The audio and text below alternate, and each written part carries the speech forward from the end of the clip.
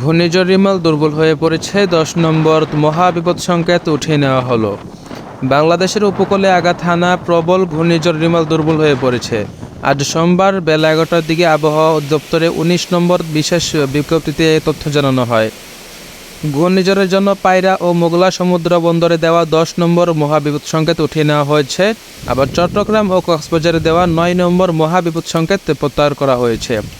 আজ বেলা 11টার দিকে আবহাওয়া অধিদপ্তরের পরিচালক মোহাম্মদ আজিজুর রহমান অধিদপ্তরে আয়োজিত এক সংবাদ সম্মেলনে রিমালের দুর্বল হয়ে যাওয়ার তথ্য জানান। আজিজুর রহমান বলেন, রিমাল এখন স্থল গভীর নিম্নচাপ হিসেবে যশোরের কাছাকাছি এলাকায় আছে। এটি আরও উত্তর পূর্ব দিকে এগিয়ে যাবে এবং আরও বৃষ্টি জোরে স্থল নিম্নচাপে পরিণত হবে।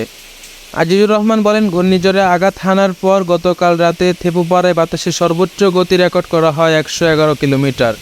ঘূর্ণিঝড়ের প্রভাবে উপকূলের বিভিন্ন এলাকায় এখনও জোরো হাওয়ার সঙ্গে বৃষ্টি চলতেছে। ঘূর্ণিঝড় থেকে এটি উত্তর পূর্ব দিকে অগ্রসর হয়ে দুর্বল হয়ে স্থল গভীর নিম্নচাপ হিসাবে বর্তমানে যশোর এবং তৎসংলগ্ন এলাকায় অবস্থান করছে।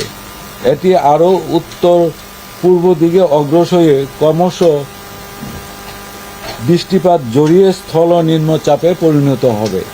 গতকাল রোববার রাত 8টার দিকে ঘূর্ণিঝড়টি কেন্দ্র মোগলার দক্ষিণ পশ্চিম দিক দিয়ে পশ্চিমবঙ্গ উপকূল ও বাংলাদেশের থেপুপাড়া উপকূল অতিক্রম শুরু করে। এই ঘূর্ণিঝড়ের প্রভাবে সাতক্ষীরা, খুলনা, বাগেরহাট, পিরোজপুর, পটুয়াখালী ও বরগুনা, ভোলাসহ উপকূলের বিভিন্ন জেলায় জোরো হাওয়া বয়ে যায়। এর প্রভাবে বিভিন্ন এলাকায় জলোচ্ছ্বাসের সৃষ্টি হয়।